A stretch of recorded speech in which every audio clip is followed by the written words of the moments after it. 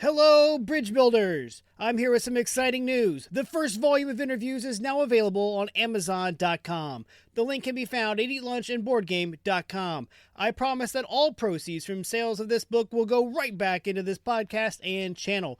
Whether that is new and better audio equipment for the podcast, or video equipment for the YouTube channel, or even more games to review, the money will not be wasted. Click over to Amazon and get your copy of Eat Lunch and Board Game, the first course today. And thank you for supporting the show. In this episode, I'm joined by Chris Backe. Like me, Chris does multiple things for the gaming community. We talk about the usual topics as well as his two websites that he's currently working on to benefit the community as a whole, prereleasegames.com and tabletoppublishers.com. These sites could help designers at all levels of the design process. More details about these amazing sites are in this episode and more. Thanks for listening.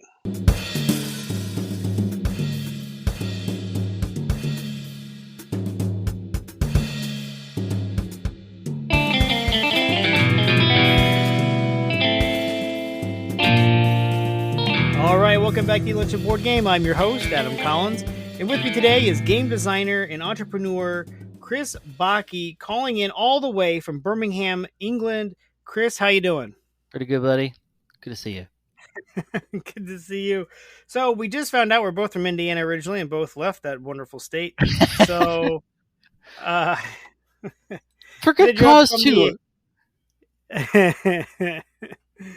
You left and went all the way to England. I left and just went to St. Louis, so I didn't go quite as far as you did. So, yeah, well, it's one of those funny stories. Like, you look back at the whole journey and you go, "How the heck did you end up? Like, you started here. How the heck did you end up here?" And you just assume it's like this nice straight line, right? No, it's more of a this way, this way, this way. Go around the world a couple of times and then end up here. No journey is ever a straight line with creatives, but was born in Hammond, Indiana, lived there till I was 12. My dad got a transfer with his job. We moved to North Carolina. I went to college in Kentucky, tried very hard not to get a Kentucky accent, lived there for 3 years, and then eventually got a job teaching English in South Korea. So rewind the time machine. This is mid 2007, and it's been a few years after graduating college. I finally have like 2 part-time jobs that almost make ends meet. I've got a part-time job dealing newspapers in the morning and teaching computer classes at the local library in Kentucky. These are classes for the community. They're free things that the library offers.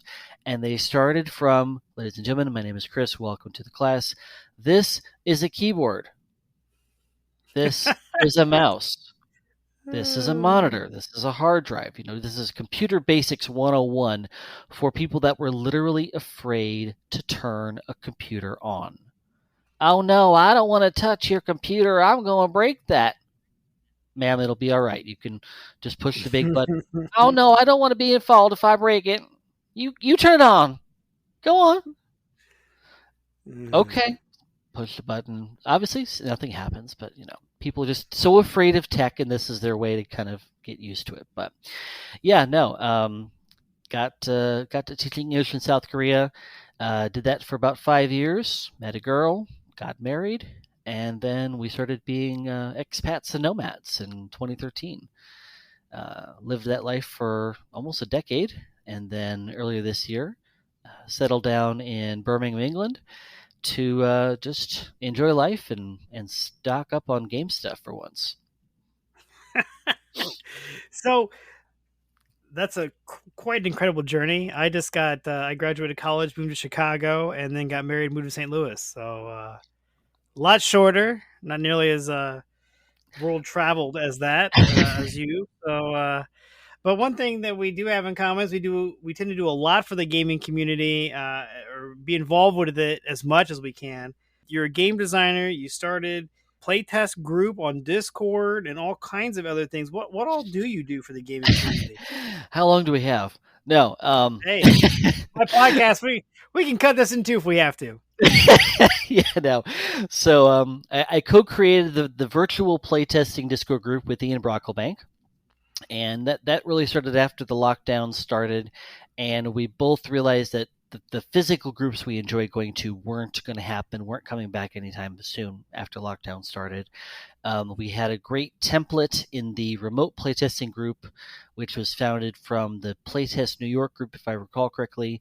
So we had kind of a template to follow, and with their permission, we totally stole their Excel spreadsheet and Discord setup and just rocked it from across the continent.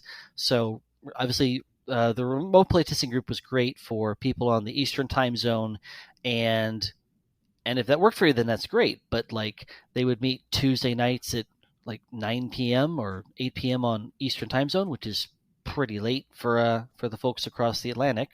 So we basically said, let's do virtual playtesting.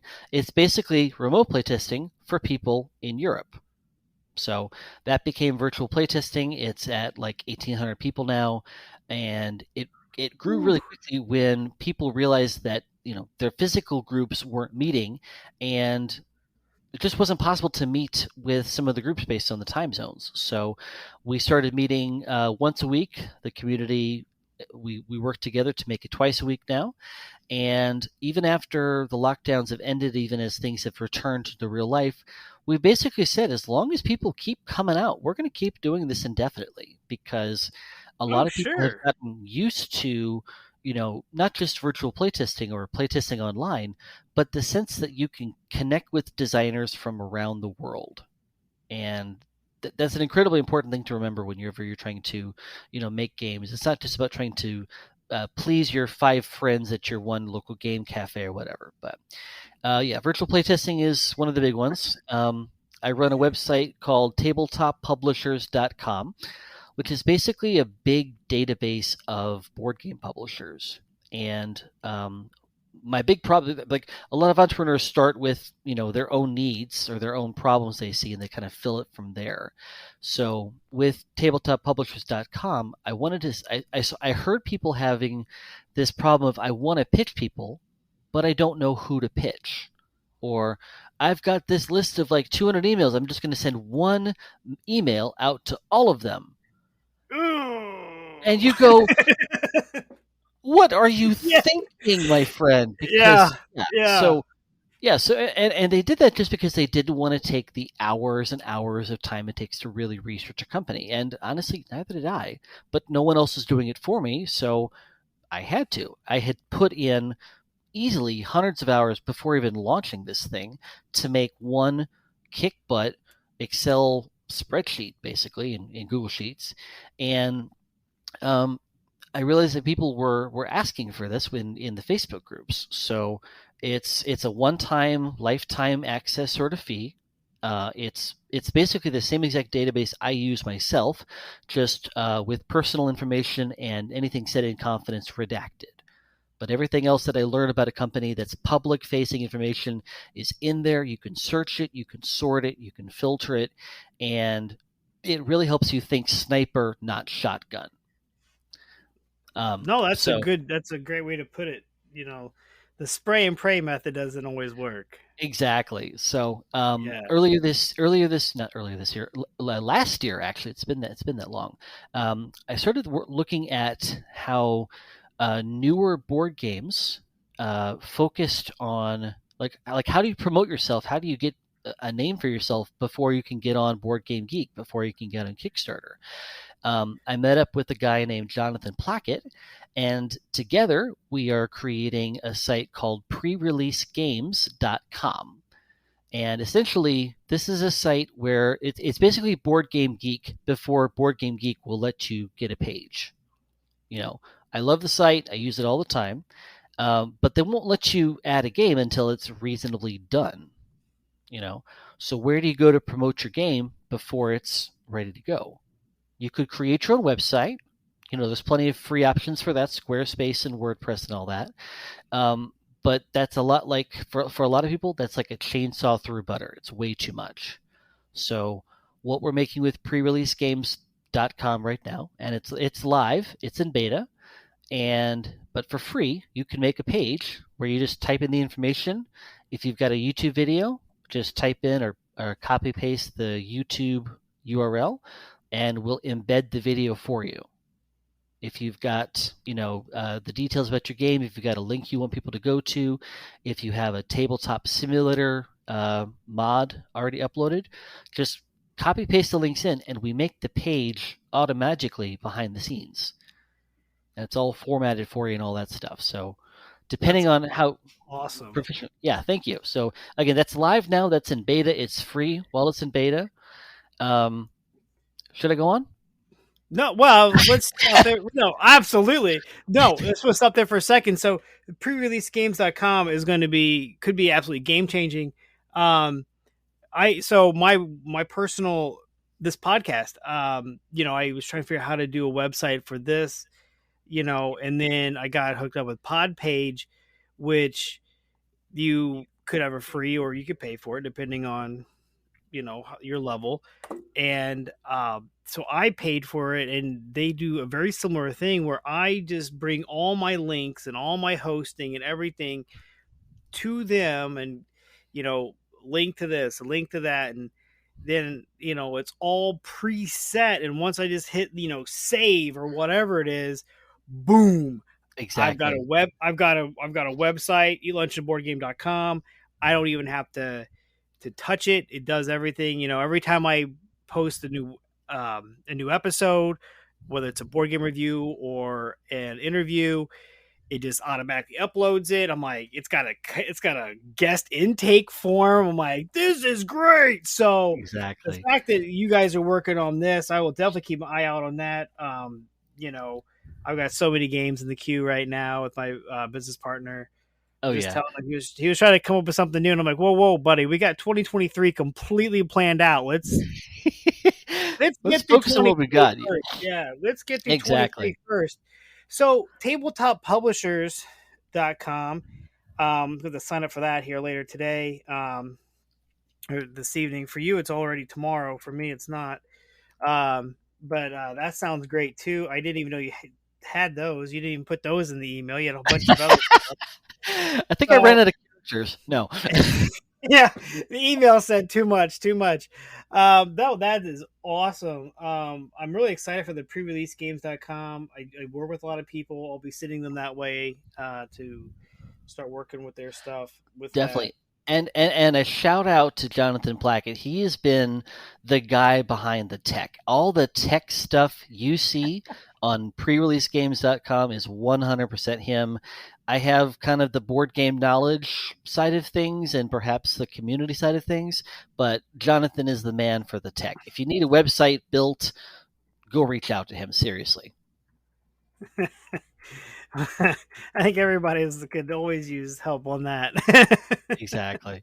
Yeah. So yeah, and I would say the one thing that's been fascinating, like we were talking before about like the entrepreneur label. Sometimes you just start by looking at the problems you personally have had are having in your journey to publish a game, in your journey to make money from your games. And one of the things that we've noticed, again, both of these came from problems I had. And in talking with people on Facebook and elsewhere, you see that other people are having this problem as well. So you have a market, you have a need. And as that old philosopher from the movie Robots said, find a need, fill a need. So it's really just understanding what people want and finding a way to create that solution. And this is stuff I use myself. So no, absolutely.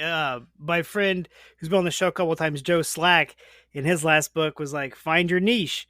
And so we kind of made a joke out of it because I audio booked his last book, and I kept, emailing him, hey, on this chapter, you have this error at this, where like he didn't edit it right. And I said, hey, look, I've found my niche. It is to be an audiobook editor for board game audiobooks. There you go. Doesn't get much more niche than that, right? Well, the good news is there's only 5 people. There's only 5 people in the world that need your service. The good news is all 5 come to you. Yeah. And when number 6 comes in the market, they all know who to recommend. So, So, go ahead. Oh no, it's just, I mean, you do so much. It's a lot of fun talking with somebody else who just does everything board games that they can, because why not? Exactly. I And mean, yeah, and I started making games, 2016, and I think I went the usual sort of approach, just making games and showing up at the friendly local game store, things like that. Um, about a year ago, um, Matthew Dunstan and Rory O'Connor came out with Voyages, this print at home game, and they were talking about it on Facebook. And I remember joking with them. I was like, "You guys stole my idea," because at the same time, I had signed a game that I thought would be kind of like that. A game you could print at home. And I had signed it with the publisher, and it's going to be that's fairly reserved. That's coming out hopefully soon, but because they're going the Kickstarter route, they're going to beat me to market. So I was like, "You guys stole my idea. It's not fair. Your game's going to come out first." Wow. No, but I was super impressed with the game. I was really happy for them that for all the success that game had, and it really got me to thinking about print at home games. The print and play games have been around for forever, but they've often just been like the bare bones version of a game, or it's been like the free teaser of the game. You don't feel like you're getting the whole game experience in the print and play version. So I think they did a really clever thing by calling it print at home to make this differentiation between that and your typical sort of print and play. So fast forward to a few months ago, where I started a publishing house. It's called No Box Games. It's with Rocky A. De Leon and Christian Foch, and basically it's print at home games with no assembly required. So no cutting up cards, no gluing anything ever. With no all rounding respect, the corners. no rounding. No, Yeah, I mean, yeah, and of course there are Facebook groups that just focus about the crafting of the. And I have nothing but respect for them. The incredible work they do is such a amazing. wonderful thing to see. But it takes hours and hours of crafting before you can get ready to play. My friends are coming over in 5 minutes, and I want to show them something new. So what do? If you've already downloaded the game, you pay it, you get it on the website, whatever. You just print off one page per person, grab some pens or a literal handful of components, no more, and it's done. Just put it on the table, hand out some sheets, hand out some pens, some dice or whatever, and you're ready to play. Amazing. Exactly. Thank you. So how did you get into gaming then? Since it seems like 2016 doesn't seem that long ago, but I mean it was 6 years. It's one of those crazy things. So we were still nomads at the time. We were taking a road trip from Nova Scotia through Toronto down to Florida, and so along this way, we're in the hotels. I've got Will Wheaton's Tabletop on YouTube whenever I have some free time. And I loved the idea of just watching some nerds play board games. And if you've ever been one of those, yes, if you've ever heard the stories of just like the creative types, they've done everything. They've written songs, they've written books, they've done this, they've done that. And I finally said, once we get down to Florida, I'm going to try making a game, just for giggles, just to see if I could. And the first game I made was called Meandering Minions. It was kind of a tile laying, tile rotating sort of game. You're moving around the map trying to collect the MacGuffin and then get back to your master or whatever, because you're minions. But the thing about minions is that, whenever you run into each other, you have this fun little competition. So it was just, hand-drawn lines on a foam board. My first layouts were in Microsoft Word, very amateur hour. But so there was this friendly local game store in near Dunedin, Florida, and every Wednesday night they had like a get together or something. And I read about it online. I thought, okay, I'll go take it out. It's like a 40-minute drive, and you show up with your box. You remember your very first box of stuff. And I walk in and I look at this shelf of like 100 published games. You just take a box off the shelf and start playing. Like, who's gonna want to play my game?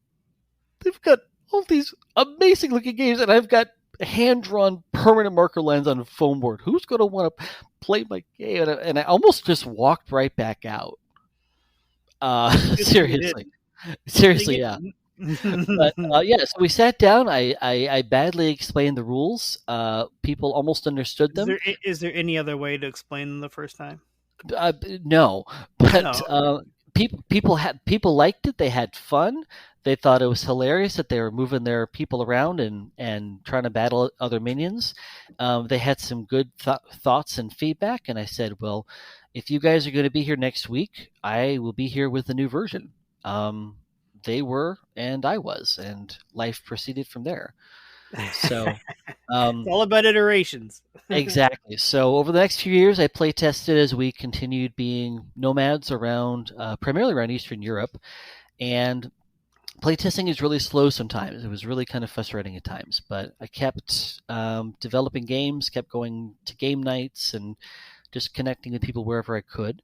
And it sounds awful to say it, but the pandemic has been a life-changing event just because of getting to meet in the online communities all of these different designers from around the world.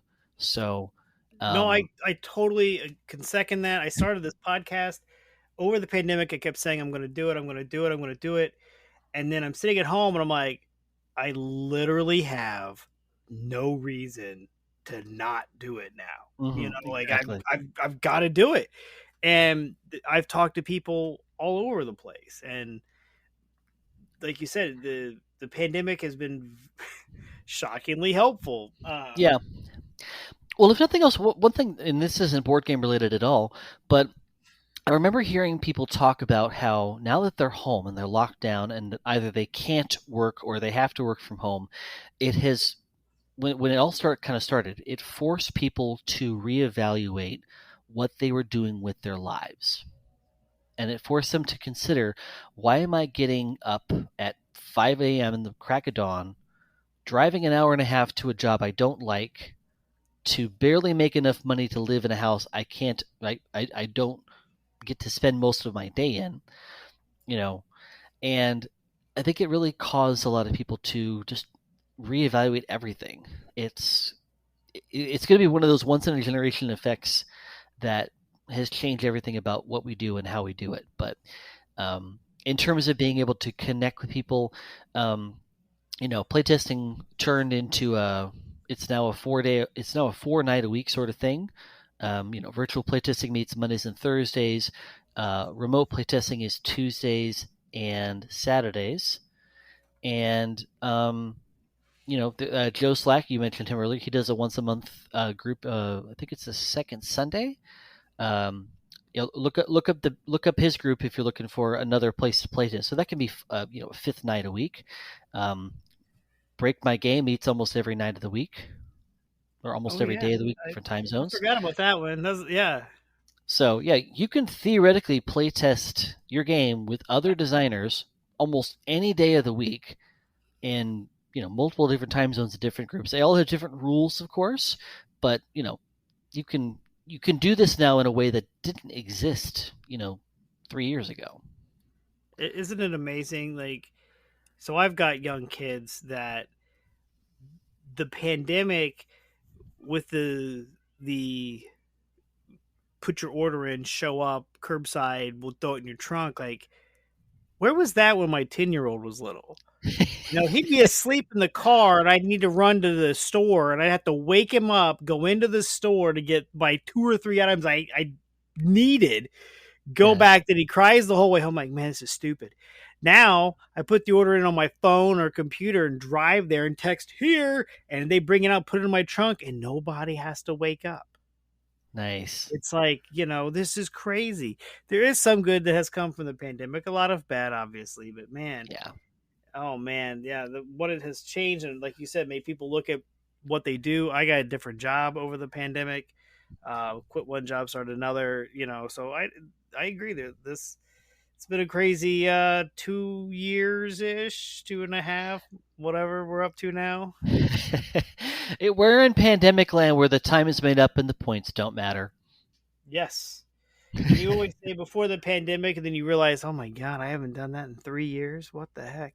It's like I always think of things in like, life milestones, right? Well, I haven't seen that movie since I've been married. Oh my goodness, I've been married forever, and I haven't seen that movie for, wow. So, you never know. You never know, right? So, Exactly. what is your current favorite game? What game is on your table right now? Um, Probably an escape room game. The one of so this is the fun part about like beyond all of this stuff. I'm also making games. It's about 30 games in development at any given time. When I go to Essen, I'll probably be pitching somewhere between I don't know 15, 20 of them. I'm just hoping I can fit them all in my luggage. But one of You the don't need games. clothes. No, no clothes. I've got Don't I've take got my two clothes. con shirts. Maybe I can mail those to my hotel. I don't know. But no, one of the projects I'm calling it currently project or codename Sourdough, and I don't want to say too much about it, but basically it's a new concept of escape room games, and so part of what I'm doing with that is just trying to understand all the different escape room games that are currently out there. I just picked up Quirkle at a charity shop or what the Americans call a thrift store, and I was very surprised to find Quirkle in any sort of charity shop or thrift store. So as soon as I saw it, I was just like, mine. I'm not even going to check to see if it's complete. Worst case scenario, it's not complete, and I just use the tiles for something else, for some other bits or whatever. But um, yeah, my wife's not really a gamer. She does a lot of video games. We do some game nights on the Switch, and I've been trying to slowly get her into some board games and some of my games. She'll test them out once in a while if she's in the right mood. But something like Quirkle, something like simple stuff. We played an escape room, one of the exit games. We played Coup with some friends in London, and yeah, so she's picked up on that. And what we've realized is that we really can't lie to each other. So social deduction games are kind of hard, but How long you been married? we got married in 2013, about a week before we left Korea. So 9.5 years, There a you little over. go. And you still can't lie. You think it'd be a helpful skill for a social deduction game, but yes, it's always fun. That's oh man. So let's get this out of the way. How do you pronounce Klaus Teuber's game, The Settlers of? Catan, All and I right, even think from Indiana, you got it right. and I think of I think of the villain from Star Trek Two, Uh, Catan. You know, I'm I not gonna. yell I'm that not. a lot when I'm playing the game. You know? Yeah, I'm not gonna yell. Don! Yeah, I'm not going to yell into my mic here, but I'm just picturing someone going, "Ah!" In fact, if they, I know they have a Star Trek version, so I'm actually surprised Ew. it's not spelled CataaaaaaaaaN. Yeah, Just it should. long. That was a completely missed opportunity I right know. there. Yeah, I have that version. I love it. It's funny how frustrating it is because they didn't keep the colors the same. Yeah, So I'm like, man, they really went out of their way to make this game more complicated than it has to be. exactly. So so you probably don't board game a lot at lunch. Do you work from home? Yeah, I primarily work for myself at home. There's usually a stream of YouTube videos I've been meaning to watch. Sometimes it's BattleBots. Sometimes it's Taskmaster. And so just for reference here, if you're an American and you've not heard of the British comedy show Taskmaster, you absolutely want to get on YouTube and watch this. It's your kind of your classic British game show, Uh, and these stereotypes are typically they'll take comedians or people that call themselves celebrities, and on this particular show, they'll receive a ridiculous task, and of course there will sometimes be loopholes on how to interpret this task or how to complete this task in a way that complies with the letter of the task but not the spirit of the text. Those are fun to watch. It's also fun to watch grown human beings in suits and slacks and whatever, like trample through water to cross a bridge or whatever. But hilarious show. There's been like 12 seasons or whatever, and it's always a fun watch. Yeah, I was, my lunch hour when I'm not playing games is usually filled with me watching YouTube videos about playing board games. Yeah, more than a few like Dice Tower reviews or Meeple Yeah. Mountain reviews, just anything that gets me kind of keeps me up to date. Because one thing I've noticed, and for better or for worse, I've heard this from a lot of people. It's I've played a lot of I've play tested a lot of unpublished games. And it was when I was going to the UK Games Expo, and they're talking about like the hotness, the hot games everyone's going to want. And like I think it was Dice Tower, they list their top 10. I'm like, I've never heard of any of these games. Yeah. And I realized at some point you just have this big blind spot of published games. If you're not paying attention to them, you're going to wonder what the heck's going on. So pro tip for the designers out there, it's obviously fun to play test your own games, but stay on top of the industry. Stay on top of what's being published today, because what's being published today influences what people will be looking at tomorrow. Today's release games become tomorrow's evergreen games that everyone, their mother, and their auntie all want to play. So you've inspired me to click over to Board Game Geek real quick and see the hotness. And of the top 10, I've heard of 2. So I've done pretty good there. That's not bad. Now, I have heard of 11, so I'll take 3 out of 11. 3 out of 11. Yeah, oh my goodness! Yeah, I've been meaning to play Twilight Inscription. Some people were talking about it at the Games Expo. There's a part of my brain that whenever I hear a game is, you want how much time to play a game, to play a roll and write, and I just go, I'm sorry. That's going to be for some wonderful people. It's not going to be for me. That said, I might just watch a playthrough, because I mean, one thing I'm sure you've heard this advice. I'm sure you've said this advice. The whole play more games, play good games, play bad games, play big games, play small games, play this, play that, whatever. I have not played as many like big, heavy games as I could or should. I try, and those big, heavy engine builder games that take 2 or 3 hours, they're not for me. Mm-hmm. I mean, I run a podcast about games I can play in an hour, right? An hour or less. But I know what I like. And so I remember, about 2 weeks, 3 weeks ago now, I was at a Proto Spiel in Chicago, which if you haven't been to a Proto Spiel, oh my gosh, it's the greatest thing in the world. Oh my goodness. I will quote a guy, as I was leaving, I said, how'd it go for you? And his quote was, I got 2 months worth of play testing done in 2 days. And I'm telling you, he's not wrong. Not wrong. It was an amazing 2 days. I was just blown away. But, while I was there, that to me was like the one thing missing is like, people, I think it's great that people sit around and design these 3-hour games, but it's just not for me. And yeah, when I sat down and you sit down, well, this game should take about 3 hours. I'm like, okay, well, I'm just gonna go to the bathroom for 3 hours or something. No, don't wait for me. Exactly.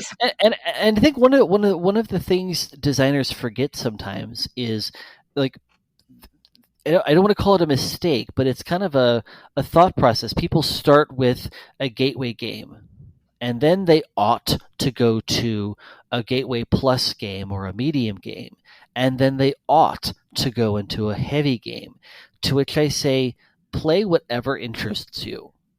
If you're interested in a 30-minute game because that's what your attention span or your time allows you to play 30-minute games. If you are intrigued by a 60-minute game, play a 60-minute game. See if it's for you. If there's a concept of, the first time I heard Terraforming Mars, that's a longer game. It's a heavier game. All right, I'll give it a go. I played it once. It took 3 hours. It was not for me. And I learned from that experience that I didn't like heavy games. But the sense that you ought to go from this type of game to that type of game, no, just play what you love. No, there's no better advice than that right there. Play what you love, but don't be afraid to stretch every now and then and give something else a shot. Exactly. But, but yeah, I'm all about obviously 30 or 60-minute games, which is a perfect segue into what would be your go-to 60-minute game for a full lunch hour. What game are you putting on the table? Oh, okay. Well, probably an escape room game. Probably an escape or an exit or an unlock sort of game. Something in that sort of ilk where you can get the team or your other players really working and cooperating with the built-in time limit of the game coincides with the limit we would have for that 60 minutes there. If I could mention one of my own, I have a game called Who Shot the Sheriff. It is a 6 to 20 player social deduction game, and it's about a 20-30 minute game. It's the sort of game where you play once to learn how to lie effectively, and then you play the second time to really get into the game. To really So, lie. exactly. So, if this is coup and like the resistance right here, and this is blood on the clock tower right here, so really light to pretty heavy. Who Shot the Sheriff is about right here. So it's a little bit heavier than coup, but it's like saying a little bit heavier, like Carcassonne. You can still play this while having a beer, if that tells you anything. So, but yeah, someone All shot the about sheriff, being but they didn't shoot the deputy. right. And uh, we actually play tested with 21 people one time, and it was absolutely hilarious. You feel like you're herding cats at that point, but it was still absolutely fun, absolutely hilarious. No, it's always funny when you go that one step. Does it work? Nope. Okay. Well, we learned it doesn't work. Exactly. Well, it works with 21 players, and it had like 21 cards in there, so there's always one card that wouldn't be in the game or whatever. But yeah, this is an unpublished concept right now, and of course it might change dramatically between now and whenever it gets published. But yeah, it's one of those games that works amazing at higher player counts, and as people learn how to lie effectively, um, it really makes the game come alive. I mean, I'm good at lying all the time. Uh, how about a 30-minute game, half hour? Because you got to get home Um, early. of course. For most people, most situations, it's going to be Splendor. Just a simple game. You can teach it in 5 minutes.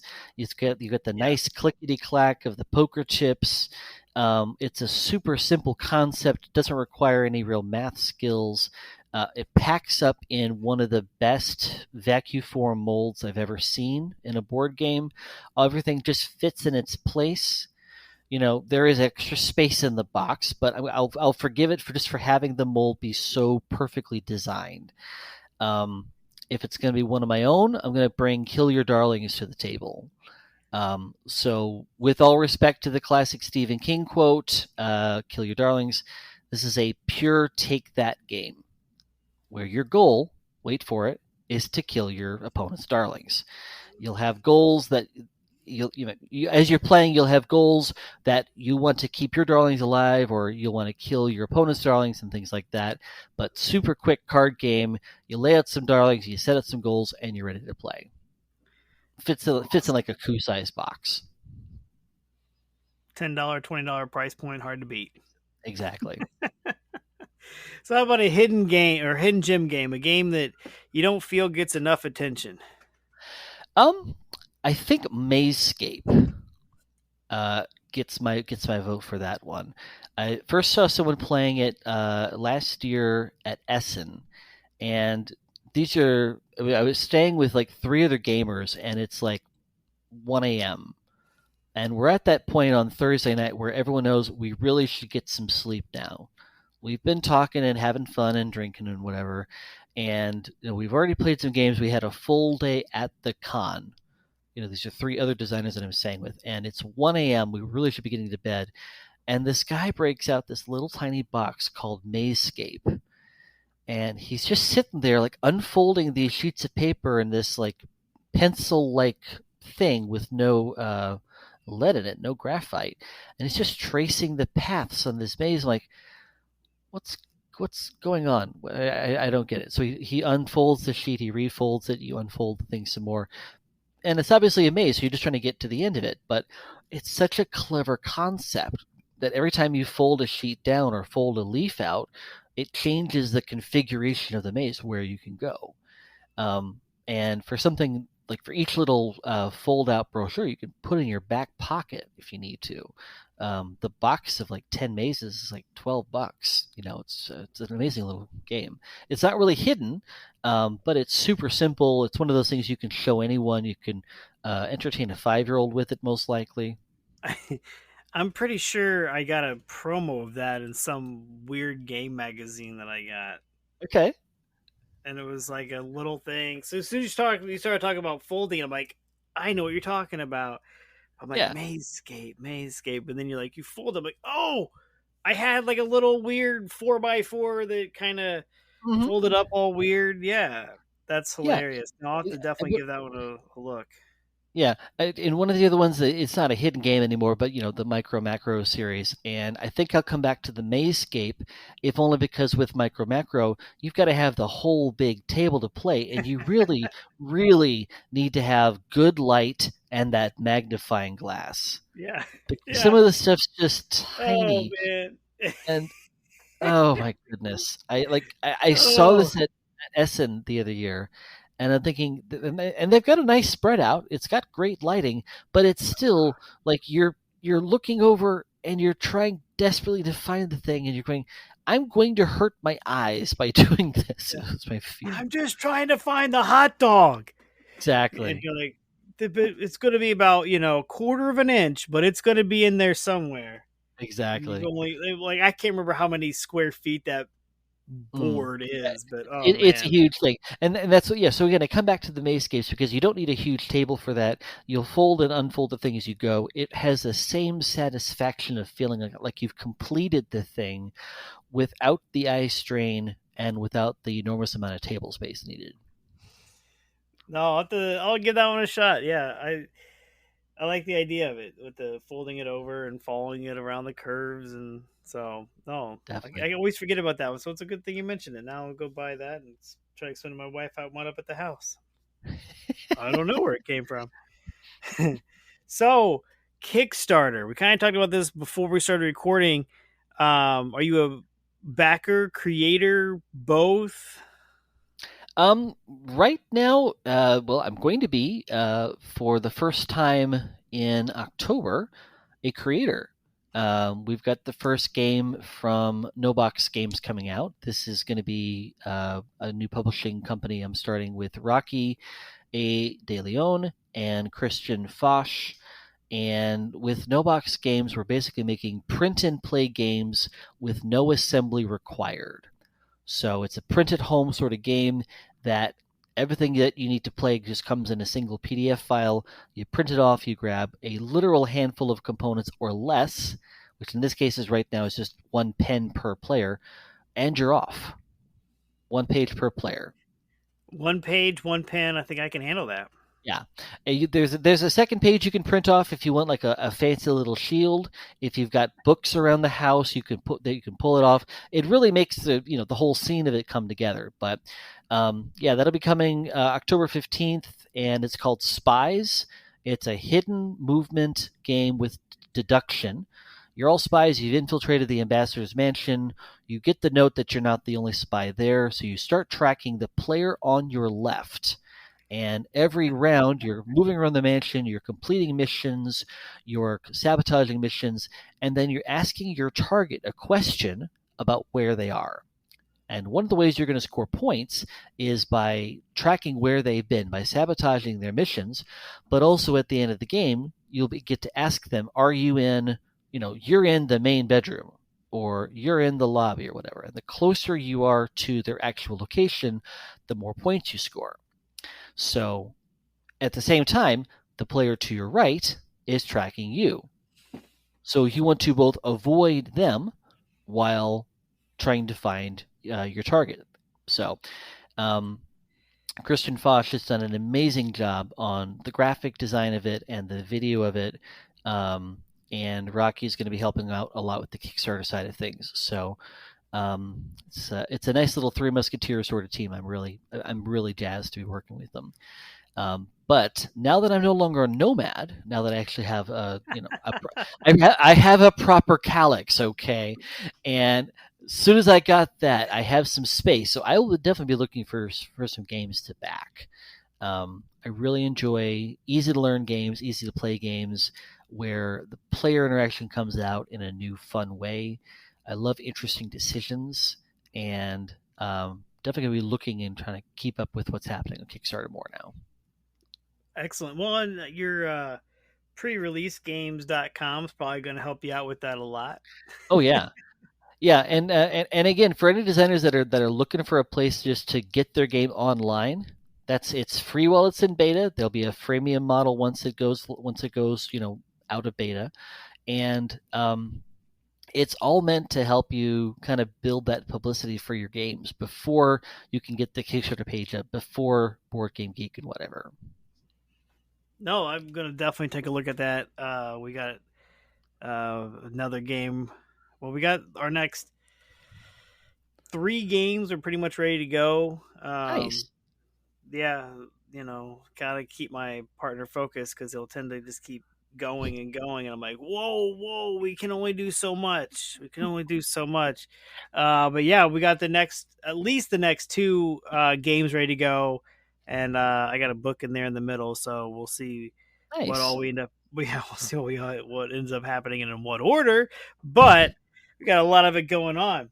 So, Chris, a game that has colors. Do you have a specific color that you like to be? Oh, all the time. I've got to be blue.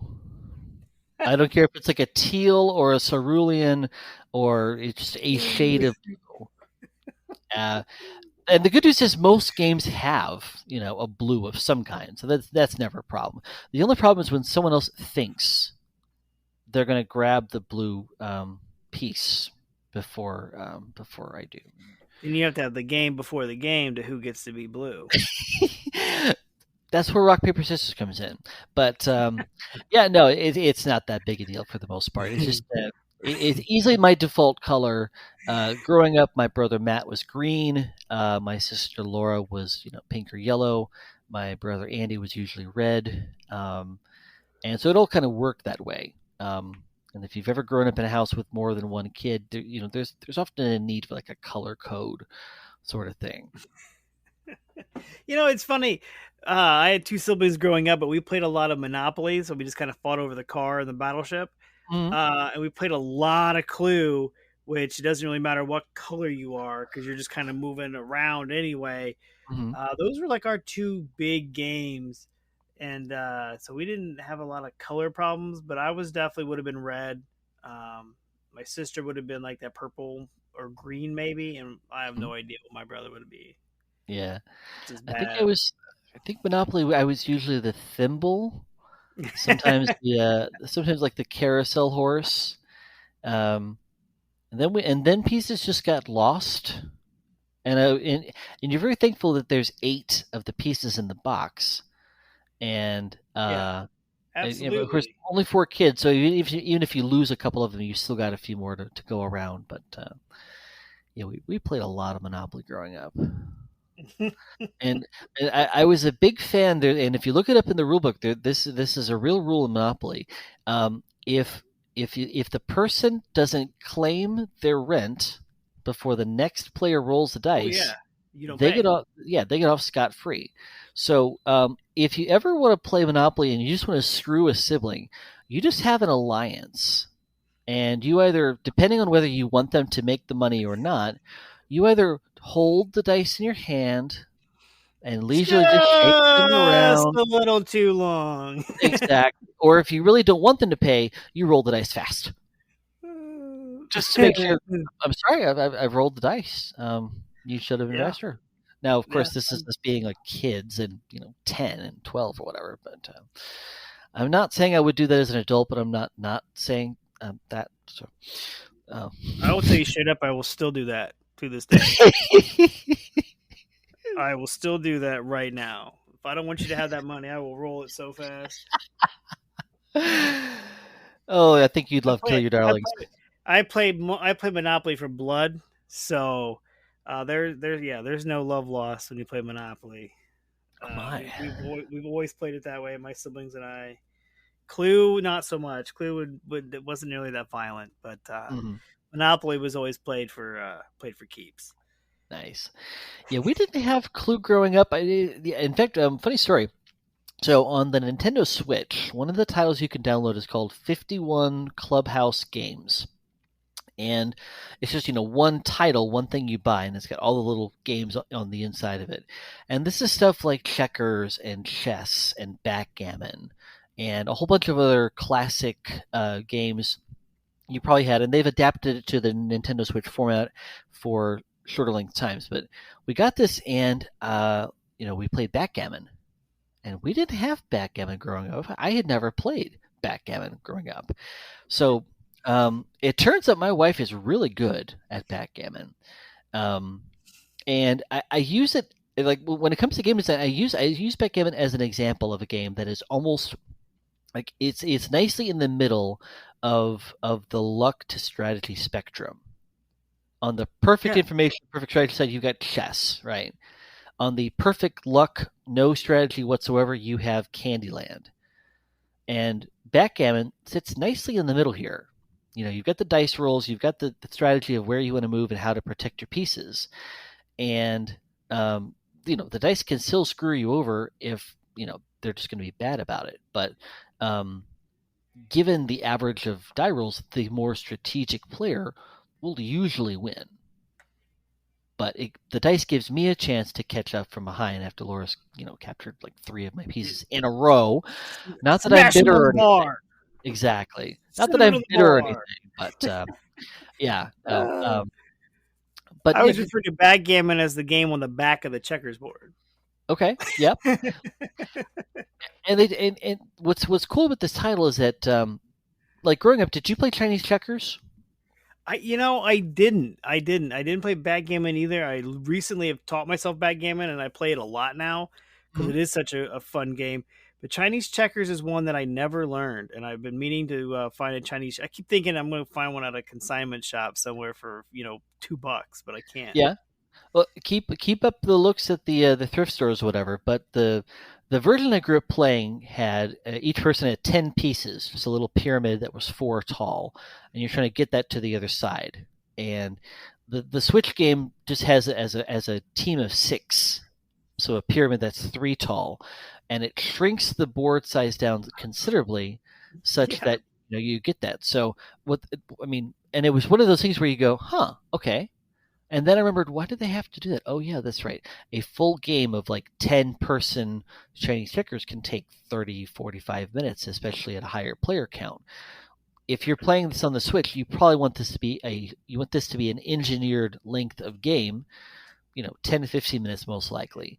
And making it 6 players instead of 10 naturally reduces the length of that game. So, yeah, it's a great representation of just a lot of the classics, and then some of the cool stuff you can only do on the Switch, like a little shooting gallery sort of thing. I don't have a Switch. I think the one I have is a Wii. I still have Okay, my Wii. Still play that. It still works. Still that's good. works. Yeah, it's a fun one. It's Yeah, a fun system. I enjoyed it. We got it a long time ago, and we played a lot of the. But I found that the games that really leaned into that motion was a lot more fun than the games that just kind of like, eh. Hmm. But I like the games that really like lean into like the bowling and the golf and Oh yeah, cooking games. You're like trying to cut through the vegetables and stuff like that. You never know. It's always fun. exactly. But yeah, I mean it's amazing to see where video games have come in our lifetime. I mean, the NES was relatively new when we were little, and Mm. now it's evolved all the way to the Switch, and like holy cow, it's a big difference from blowing on the cartridges to loading it up. So Exactly. And, and everyone talks about how the Switch has like the underpowered processor relative to the PS5, the PS4, the Xbox One, things like that. Yeah, if you're looking for like the blisteringly amazing visuals, of course those have come a long, long way. oh But yeah, um, I'm often reminded that Nintendo has always kind of looked at the unusual controllers. They've never used processing power or frames per second as their selling points, and perhaps when they've had to resort to these unusual types of things, you get some really cool games that come out of it. So Donkey Konga, remember that one for GameCube? Yeah, like clap your hands. Oh man, the drums we had could never pick up the claps, so we actually had like a almost like a drumstick. And when it came time to clap, instead of trying to clap above the microphone, we just hit the microphone in the middle, as if to say, "Look, if you're not going to pick up this, you're going to pick up something that sounds like a good thunk." So, man, we would play that game for hours in college. Yeah. Hours. Yeah. We just sit there, and our friends would come by and be like, "Are you guys? What are you doing? Like, we're playing Donkey Konga, man. Yeah, come in here and try this." And they look at you like you've lost your mind. Then they come in and they play like one game. Like, okay, give me another one. Exactly. And then the cycle repeats itself when like, "Hey, where'd our friend go? Have you seen our friend?" "Yeah, he's in here playing, man." And of course, you both look at the screen, and he's leaning forward with his face really close to the screen. Oh man, the whole cycle repeats itself. Oh goodness. Well, Chris, I've appreciated having you on the show today. Great to be here. No problem at all. You reached out to me. We have a mutual friend in Molly, so that's interesting. It's always weird when you find other people and you're like, "Hey, yeah, I do know that person." I was going to say, it's just such a small world of game designers and game creators and content creators. And as you get deeper into it, as I'm sure you already are, just the number of people you begin to meet, it's not the 6 degrees of Kevin Bacon anymore. It's like 2. Yeah, you're not kidding. It's 2 or 3 at the most. Exactly. They're like, oh yeah, I got a contact for that person. Yeah, it's crazy. But yeah, check out his website, tabletoppublishers.com, prereleasegames.com for sure. Those are 2 that I'm already. I've got Windows pulled up here next to me that I'll be signing up for those later tonight, because I think both of those will be very big for the gaming community, and I can't wait to see what all I can do at the prereleasegames.com and hopefully build some better pre-release buzz for my next Kickstarter game. Exactly. So, Chris, if anybody wanted to reach out to you, how can they do that? My website is entrogames.com, ENTRO games.com, and I'm in almost all the Facebook groups, and I'm also frequently on Discord, so feel free to reach out any way you like. Excellent. And as usual, you can reach me at facebook.com/groups/elunchandboardgame, elunchandboardgame.com, or email me at elunchandboardgame@gmail.com. And remember, board games build bridges.